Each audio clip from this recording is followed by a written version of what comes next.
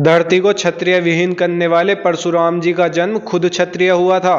ऐसा नहीं है कि क्षत्रियों का विनाश करने के लिए उन्होंने क्षत्रिय धर्म अपनाया था, बल्कि उनका जन्म ही क्षत्रिय हुआ था और इसका वर्णन महाभारत में मिलता है। 100 डे ऑफ महाभारत के इस दूसरे दिन में आपका स्वागत है।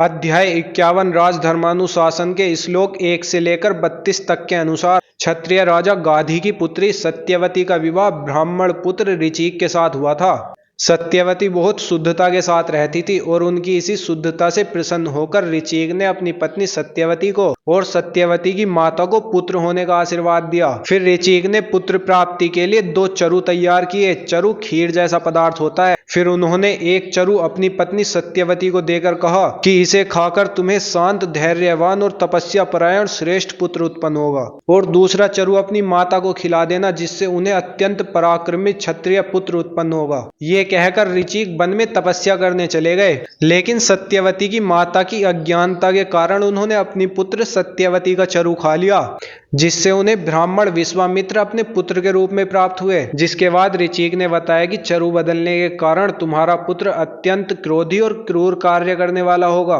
जिससे सत्यवती अत्यंत दुखी हो गई और कहने लगी कि मुझे तो शांत प्रवृत्ति वाला पुत्र चाहिए। सत्यवती के बार बार आग्रह करने पर और ऋचिक के तपोबल के कारण उन्हें शांत स्वभाव वाला पुत्र प्राप्त हुआ, जिसका नाम था जमदाग्नि। लेकिन उनका पौत्र अत्यंत क्रोधी पैदा हुआ, जो कि समस्त विद्या और धनुर्वेद के ज्ञाता परशुराम जी थे।